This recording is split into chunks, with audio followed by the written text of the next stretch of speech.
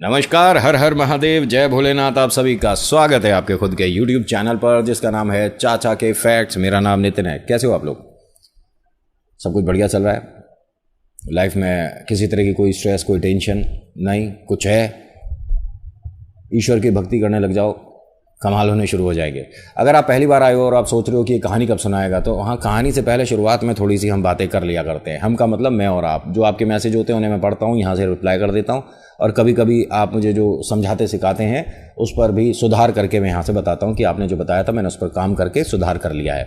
जो मैं आज आपको कहानी सुनाने वाला हूँ बड़ी ही रोचक है, कमाल है, जिसके अंदर हमारे तीनों जी ब्रह्मा विष्णु महेश आने वाले हैं और आपको पता पड़ेगा कि क्यों ऐसा हुआ था ब्रह्मा जी के साथ और क्या उनकी गलती थी कि महादेव को ये उन्हें दंड देना पड़ गया। कहानी को विस्तार से सुनिएगा और अगर पहली बार आए हो तो सब्सक्राइब कर लीजिएगा। तब करिएगा जब आपको कहानी पसंद आए और मैं सही से सुना पाया। ऐसे नहीं कि इधर उधर की बातें चल रही हैं, कुछ भी बता रहे हैं, कुछ भी कह रहे हैं, मतलब ऐसा कुछ नहीं है। और जो मैं बताता हूँ ये कहीं ना कहीं किसी न किसी धार्मिक किताब में, ग्रंथ में आपको मिल जाएगा। मन से बनाई हुई कहानियाँ नहीं सुनाता मैं, ठीक है? और जो लोग मुझे पूछते हैं कि अच्छा जब ऐसा कहा होगा गणेश जी को, जब ये तो तू वहाँ पर था, भाई साहब ये सब संस्कृत में है, ठीक है, जिसे मैं हिंदी में आज की भाषा में तब्दील करके बताता सुनाता हूँ। और ऐसा नहीं कि अगर कहानी में सिर बताया गया है और मैं उसे यहाँ पर ट्रांसलेट करूँगा तो हाथ बता दूंगा। मन से बनानी हो तो एक दिन में 5 अपलोड कर दूँ मैं, ठीक है? बहुत कुछ देख कर अपलोड करते हैं।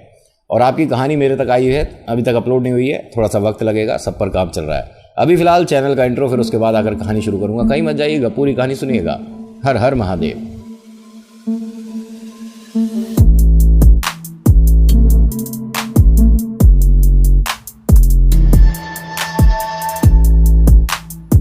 अच्छा, अगर आपको कहानी पसंद आती है तो आपको 3 काम बड़े करने हैं। पहला कि आपको लाइक करना है। दूसरा कि आपको अगर बहुत ज़्यादा पसंद आ गई है तो आप शेयर भी कर सकते हैं अपने व्हाट्सएप, इंस्टा, कहीं भी जहाँ आपको अच्छा लगता है, फेसबुक पे भी। और अगर आप पहली बार आते हैं और आपको कहानी अच्छी लगी, मेरा बताना आपको ठीक लगा, आपको यहाँ कोई परिवार वाली बात लगी, तो सब्सक्राइब कर लीजिएगा। बहुत अच्छा लगता है मुझे जब इस तरह का आप मुझे सपोर्ट देते हैं, प्यार देते हैं, ठीक है? अब ज़रा कहानी को विस्तार से सुनिएगा। बहुत समय पहले की बात है, बहुत समय पहले की बात है। एक बार विष्णु जी अपना आराम कर रहे थे, सो रहे थे, ठीक है? और ऐसे में आगमन होता है ब्रह्मा जी का। और ब्रह्मा जी के बारे में मैं आपको बताऊं कि ब्रह्मा जी 5 मुखी, 11 मुखी, 28 मुखी, 32 मुखी तक होते हैं, ठीक है? ब्रह्मा जी, हम बस ये मानते हैं कि जैसे 3 मुखी है ना, नहीं, ऐसा नहीं है। ब्रह्मा जी उस वक्त 5 मुखी थे जब यहाँ विष्णु जी के पास पहुँचते हैं। और जो हमारे नारायण हैं ये मग्न थे और ये बहुत अच्छे से, जैसे कहते हैं ना कि गहरी निद्रा में थे। लेकिन ईश्वर कभी भी सोते तो हैं नहीं। हाँ, कहानी में ये ज़रूर बता रहा हूँ कि वो निद्रा में थे, लेकिन उनकी नज़र पूरी सृष्टि पर रहती है। तभी तो जब अब कुछ मांगते हो नारायण पूरी करते हैं, है ना? विष्णु जी पूरी करते हैं आपकी बात। तो अगर सिर्फ वो सो ही रहे हों और आपने मन्नत मांगी हो तो कैसे पूरी होगी? इसलिए ईश्वर कभी सोते नहीं हैं। वो तो कहानी है, विस्तार से समझानी बतानी है, तो आपको मैं बता रहा हूँ और जैसा लिखा है वही बता रहा हूँ। विष्णु जी सो रहे थे और ऐसे में आगमन हुआ ब्रह्मा जी का। और ब्रह्मा जी यहाँ पर अपने कुछ लोगों के साथ आए। एग्जाम्पल के तौर पे जैसे कोई मंत्री जी होते हैं तो उनके साथ 8-10 इधर उधर चलते हैं ना, ऐसे ही ब्रह्मा जी के साथ भी कुछ लोग चल रहे थे। और ये भी दैविक शक्तियों वाले थे, ऐसे नहीं आम आदमी जैसे आप और हम ना। मान लीजिए जो ब्रह्मा जी के साथ चल रहा है वो भी कोई कम तो होगा नहीं। अब ये सभी आते हैं। ब्रह्मा जी को बड़ा अजीब लगा। अजीब क्या लगा कि इन्होंने अब मेरे को यहाँ पर आता देख लिया होगा, ठीक है? क्योंकि वो भी जानते हैं कि विष्णु हैं, सोते तो हैं नहीं, कोई भी ईश्वर नहीं सोते, तो इन्होंने मेरा सम्मान क्यों नहीं किया? अब यहाँ थोड़ा सा जिसे कहते हैं ना कि बात और बढ़ा दी हमारे नारायण ने उनकी तरफ देखा, आंखें खोली और फिर से बंद कर ली। ये तो घोर अपमान हो गया। ब्रह्मा जी को बड़ी चिंता हुई, परेशानी हुई और अपने सभी लोगों को देखा जो उनके इर्द गिर्द, मतलब ये कह देता हूँ कि जो उनके मित्रगण थे, मतलब जो उनके साथ आए थे, उन्होंने सभी को देखा। अब सभी ने ब्रह्मा जी को देखा और उन्हें बड़ा अजीब लगा कि भाई ये तो हमारे मालिक की थोड़ी सी बेइज्जती कर दी इस आदमी ने। मतलब जो सामने हैं विष्णु जी, बेइज्जती कर दी। मालिक आए हैं, इन्होंने देखा और उसके बाद आंखें मूंद लिए। ये क्या बात हुई? ये तरीका थोड़ा है। ब्रह्मा जी को क्रोध आ गया। ब्रह्मा जी ने आवाज़ दी कि नारायण ये बहुत गलत है और ऐसा करना उचित नहीं है। आप इतने ज़्यादा बुद्धिमान हैं, आप दुनिया की समझ रखते हैं, आपको बड़ों का सम्मान करना चाहिए। विष्णु जी ने अपनी आंखें खोली और कहा कि ये तो अजीब ही बात कर रहे हो आप। मतलब क्या कह रहे हो, कुछ पता है आपको? उन्होंने कहा आपको मेरा सम्मान करना चाहिए था।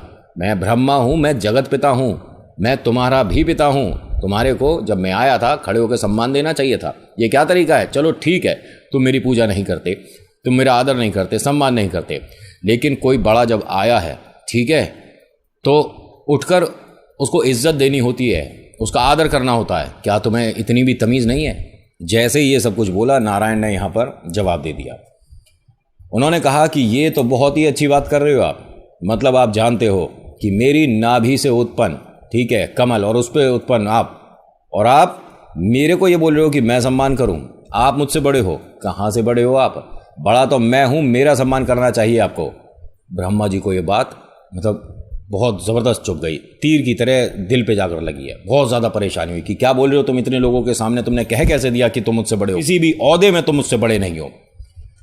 तो विष्णु जी ने कहा कि आप मेरे से प्रकट हैं, तो पिता तो मैं हुआ आपका। आप मेरी नाभि से जो कमल आया उससे आए हैं। पूरी सृष्टि जानती है, जगत पिता होंगे आप, लेकिन मेरे नहीं। मैं आपसे काफ़ी बड़ा हूँ। आपको अगर पूजा अर्चना करनी है तो मेरी करो। अब यहाँ ब्रह्मा और विष्णु के बीच थोड़ी सी अनबन सी होने लग गई। और जब अनबन हो रही हो, देखिए, दो लोगों की लड़ाई में तीसरा जो देखता है उसे मज़ा बड़ा आता है, आनंद है। अरे गाल पे क्या दिया, शाबाश, एक और दे, है। अपनी अपनी राय आती रहती बीच में। अब ऐसे में ब्रह्मा जी ने कहा कि ठीक है, अभी पता चल जाएगा। तुमने मुझे कहा है ना कि तुम मुझसे श्रेष्ठ हो, तुम मेरे से बड़े भगवान हो, पूजा तुम्हारी होनी चाहिए, मतलब मैं तुम्हारी पूजा करूँगा। अभी बताता हूँ तुमको, मैं बिल्कुल से ही मिटा दूंगा, ठीक है। तुम्हारा नामो निशान ही नहीं रहेगा, तब तो तुम्हारी पूजा भी नहीं होगी। मैं अभी इस देवता को कम कर देता हूँ, सृष्टि में कोई जानेगा ही नहीं कि कभी विष्णु था। ये बोला तो विष्णु जी भी कम थोड़ी ना, उनमें ताकत पूरी है, भरपूर है। और भैया विष्णु जी हैं, आप जानते हैं, एक ही उनके पास जो शस्त्र है वो पूरी महाभारत के युद्ध को निपटा सकता था, आप जानते हैं, है ना। मतलब विष्णु जी की लीलाएं भी आपको पता है और उनकी ताकत भी बहुत पता है आपको। ब्रह्मा जी ने जैसे उन्होंने ललकारा तो विष्णु जी भी पीछे नहीं हटे। उन्होंने कहा ठीक है, फिर आज युद्ध हो ही जाए, या तो ब्रह्मा जी रहेंगे या विष्णु रहेंगे, मेरे को मंजूर है। अब यहाँ होता क्या है, जैसे ही ब्रह्मा जी ने ये सुना कि ठीक है, मैं युद्ध में तुमसे पीछे नहीं हूँ और ये भी युद्ध करना चाहते हैं, तो उन्होंने आदेश दे दिया। जो उनके साथ आए थे ना, उनके मित्र जो इधर उधर खड़े थे, मतलब हम भी कॉलेज जाते हैं तो बीच में एक हीरो चल रहा होता है, इधर उधर दो तीन चल रहे होते हैं, साइड हीरो जो होते हैं। तो यहाँ पर जो दो तीन साइड हीरो थे उन सभी को कह दिया कि भाई ठीक है, बाकियों को बुलाओ और टूट पड़ो इन पर, आक्रमण। अब जैसे ही ये बोला तो विष्णु जी ने भी अपने साथ वालों को बोल दिया कि ठीक है, जब ये नहीं मान रहे तो आप भी कम नहीं हैं, ठीक है, आप भी आ जाइए। विष्णु जी के भी इधर उधर काफ़ी मतलब साइड हीरो थे, ठीक है। अब ये इधर से साइड हीरो ब्रह्मा जी वाले जो हैं ये भी तैयार हैं, इधर से विष्णु जी वाले जो हैं वो भी तैयार हैं। दोनों बिल्कुल आमने सामने आते जा रहे हैं, एक एक कदम बढ़ते जा रहे हैं, खूंखार एक दूसरे को देख रहे हैं, नज़रें बड़ी तीखी तीखी टेढ़ी टेढ़ी नज़रें, और खूंखारे भर रहे हैं, मतलब कि थाल पीट रहे हैं, और बस युद्ध होने ही वाला है। और जैसे ही होने वाला था तभी कोई पहुँच गया महादेव के पास। महादेव अपना मग्न, उन्हें नहीं पता कि अभी क्या चल रहा है। किसी ने आकर बताया कि महादेव आप तो यहाँ कैलाश पर्वत पर आराम से बैठे हैं, आपको कोई समस्या नहीं, लेकिन अपने दूतों से पूछिए कि वहाँ क्या समस्या हो रही है, किसी को भेजिए, जाइए, कुछ करिए, रोकिए। महादेव ने कहा कहाँ क्या हो गया, किसको भेजूँ? अरे आप नंदी को भेज दीजिए, कम से कम युद्ध तो रुके। युद्ध? किसका युद्ध हो रहा है? अरे ब्रह्मा और विष्णु। ब्रह्मा और विष्णु? क्यों, किस बात पे? अरे दोनों के बीच में कहा सुनी सी हो गई है कि मैं श्रेष्ठ हूँ, मैं श्रेष्ठ हूँ, और दोनों बस युद्ध करने ही वाले हैं, किसी भी पल दोनों एक दूसरे के ऊपर प्रहार कर देंगे। महादेव ने कहा मैं जाता हूँ।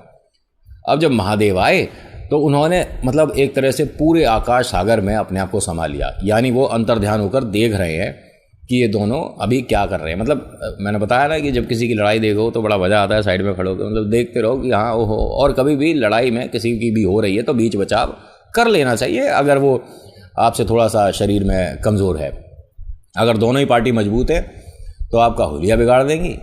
आप गए हो समझाने के लिए, एक इधर से देगा एक उधर से देगा, आपका हिस्ट्री ज्योग्राफी सब बदल जाएगी। मैंने आपको पहले भी एक समझाया है श्लोक की, ऐसी वाणी बोलिए। ध्यान से सुनिएगा, जो लोग पहली बार आए हैं वो ज़रूर सुनिएगा, पुराना परिवार जानता है कि मैं इस तरह के बीच में हरकतें करता रहता हूँ। ऐसी वाणी बोलिए कि जम के झगड़ा होए। ऐसी वाणी बोलिए कि जम के झगड़ा होए, पर उससे कतई ना बोलिए जो तुमसे तगड़ा होए, वरना मार मार के मोर बढ़ा देगा तुम्हारा। और ऐसा तजुर्बा हो ही जाता है कॉलेज में अधिकतर। आप मेरी तरफ ऐसे क्यों देख रहे हो? अरे ऐसे नहीं देखो ना, मतलब अरे नहीं देखते ऐसे भाई किसी को, मतलब इतना घूर के नहीं देखते ना, तो थोड़ा लाइक कर दिया करो बातों को।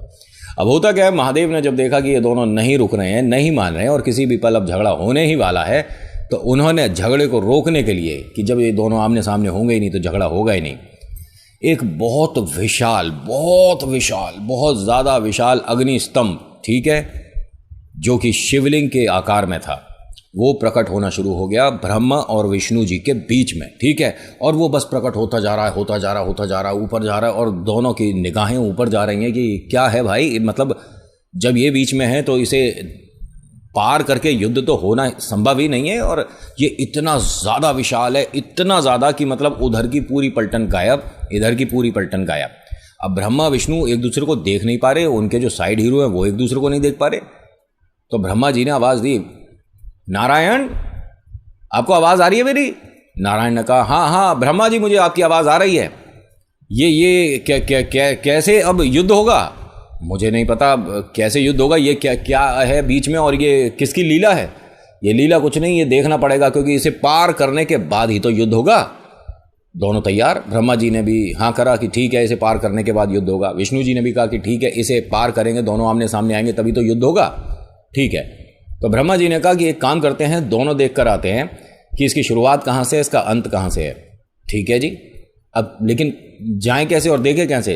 तो ब्रह्मा जी ने कहा कि विष्णु मैं ऊपर की तरफ जा रहा हूँ, ठीक है, मतलब आकाश में ऊपर जहाँ तक ये जाएगा वहाँ तक देख कर आता हूँ कि ये कहाँ है, और फिर वहाँ से आएंगे और फिर युद्ध होगा। तो विष्णु जी ने कहा कि ठीक है, अगर आप आदि जा रहे हैं, यानी आदि ऊपर की तरफ जा रहे हैं, तो मैं अंत की तरफ जाता हूँ और मैं देखता हूँ कि इसका अंत कहाँ है। अगर अंत जल्दी ही हुआ, यहाँ पे थोड़ा सा ही है नीचे तक, तो फिर हम वहाँ से आकर युद्ध कर लेंगे, ठीक है जी।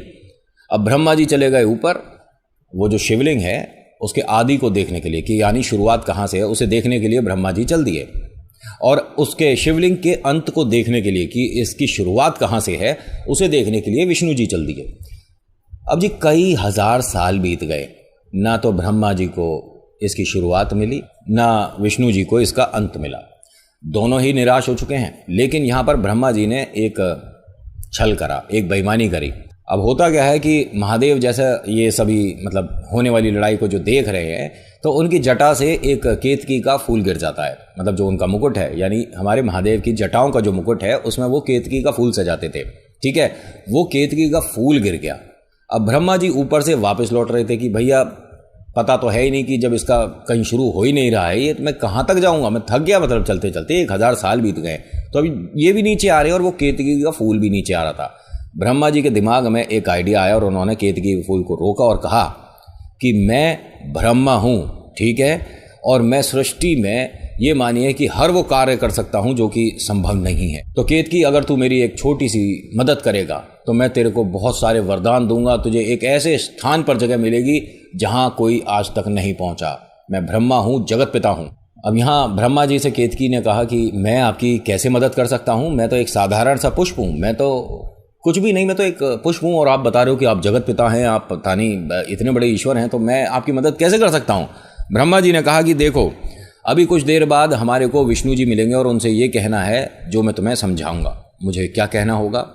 तुम्हें ये बताना है कि हाँ ब्रह्मा जी ने इसकी शुरुआत देखी है, यानी इसका आदि देखा है। ये जो विशाल अग्नि स्तंभ है, मतलब आग इतनी, मतलब उसमें तेज ऐसा था ना उस स्तंभ में जो शिवलिंग के रूप में आया था कि आप साधारण तरीके से उसे देख भी नहीं सकते, मतलब इस तरह से टेढ़ा करके देखना पड़ेगा। अगर एकदम डायरेक्ट निगाह रखी तो हो सकता है कि आंखों की रोशनी चली जाए, इतना ज़्यादा तेज था उसमें।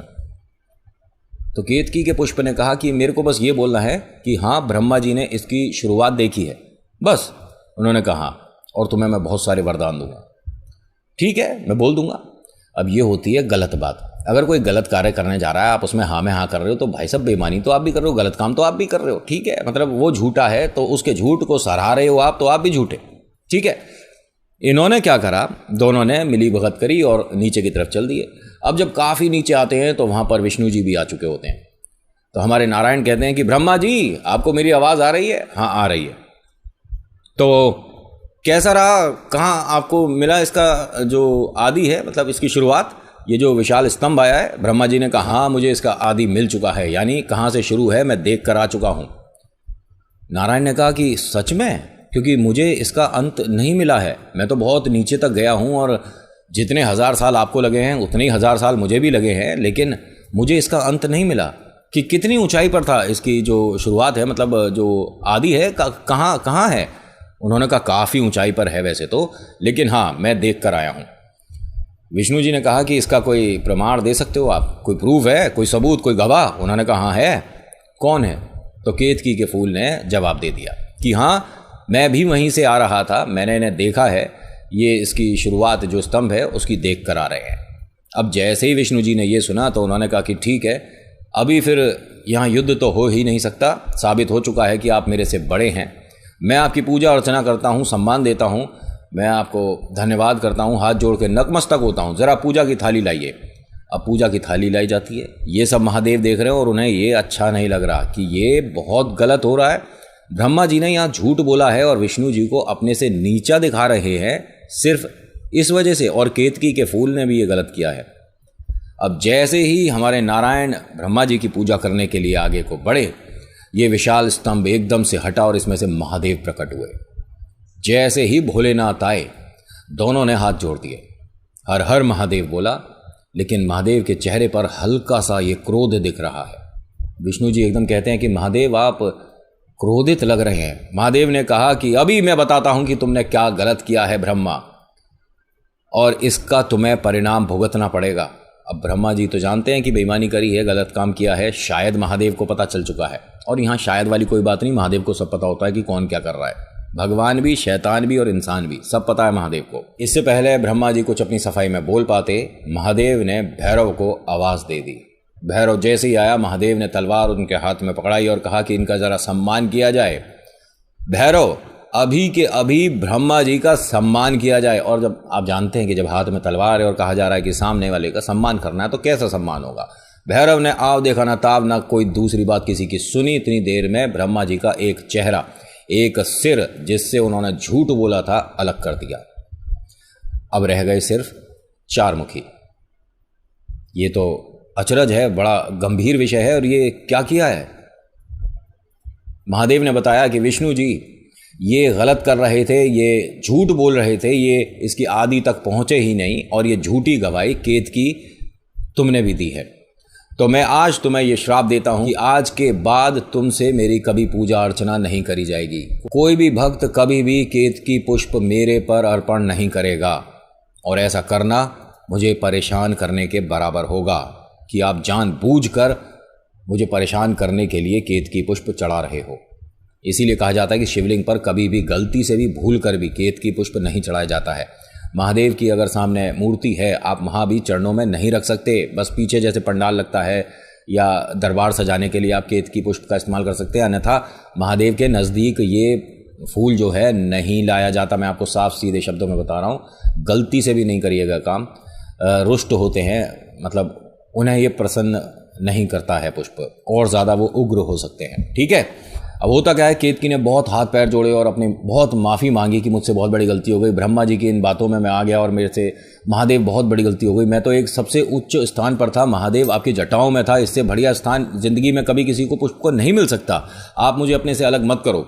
लेकिन महादेव ने यहाँ फिर एक नहीं सुनी। अब होता क्या है कि विष्णु जी ने जब ऐसा कुछ होता देखा तो उन्होंने महादेव के आगे हाथ जोड़ दिया और कहा कि महादेव, ये पुष्प को भी आप माफ़ कर दीजिए, इसकी गलती नहीं है, ये तो ब्रह्मा जी की बातों में आ गया और क्या करा है इसने, वरना सबसे अच्छे स्थान पर था, ये आपकी जटाओं में था। महादेव ने कहा ठीक है। तब इन्हें पुष्प को अनुमति मिली कि अगर महादेव का दरबार सजता है तो आप इस फूल को लगा सकते हैं, वरना कहीं नहीं।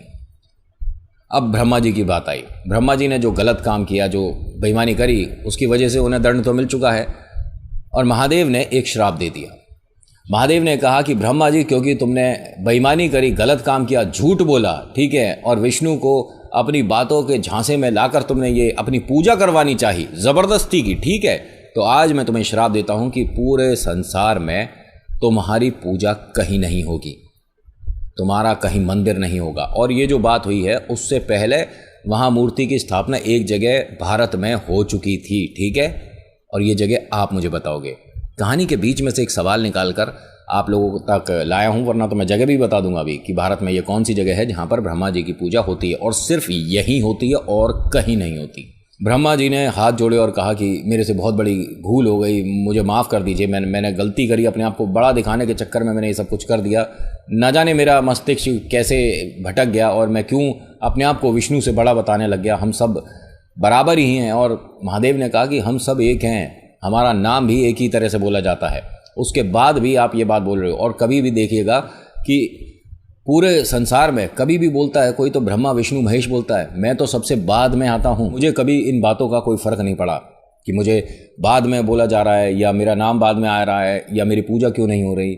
लेकिन आपको इतना बड़ा फ़र्क पड़ गया कि आपने विष्णु से झूठ बोला, बेईमानी करी और केतकी को गवाह बनाया। क्या कर रहे थे आप? ब्रह्मा जी ने भी बहुत माफ़ी मांगी, ठीक है। और जब नारायण ने भी अर्जी लगाई कि महादेव जाने दीजिए, गलती हो गई उनसे, और उनका परिणाम मिल चुका है, भाई 5 मुखी से 4 मुखी रह गए हैं, परिणाम तो मिल ही चुका है। तो महादेव ने कहा ठीक है, आपको मैं स्थान यज्ञ में दूंगा, बाकी कहीं नहीं। इसीलिए यज्ञ में, मतलब जब हवन होता है, यज्ञ होता है, तो भी ब्रह्मा जी का वहाँ स्थान बनाया जाता है। और उसके बाद से महादेव के लिए विष्णु जी और विष्णु जी के लिए महादेव, ये बहुत करीबी, जैसे कहते हैं ना, बहुत खास दोस्त बन गए, ठीक है। कभी भी देखिएगा, कहीं भी देखिएगा, किसी भी स्थान पर जहाँ महादेव का मंदिर है वहाँ विष्णु भी होते हैं। और जहाँ विष्णु जी का बड़ा मंदिर है, छोटा मंदिर है, कोई सा भी, ठीक है, वहाँ पर भी आपको गौरी शंकर मिल जाएंगे। तो बस आज की कहानी इतनी ही। अगर आपने इससे पहले सुनी थी तो मुझे बताइएगा, नहीं और मेरे माध्यम से सुनिए तो बताइए कि कैसी लगी, मैंने कैसी सुनाई। हाँ, जानता हूँ कि कहानियाँ सुनानी इतनी अच्छे से नहीं आती, लेकिन कोशिश करता हूँ कि आपके दिल तक हर बार पहुँचूँ। कहीं ना कहीं कोई ना कोई कसर रह जाती है हर किसी से।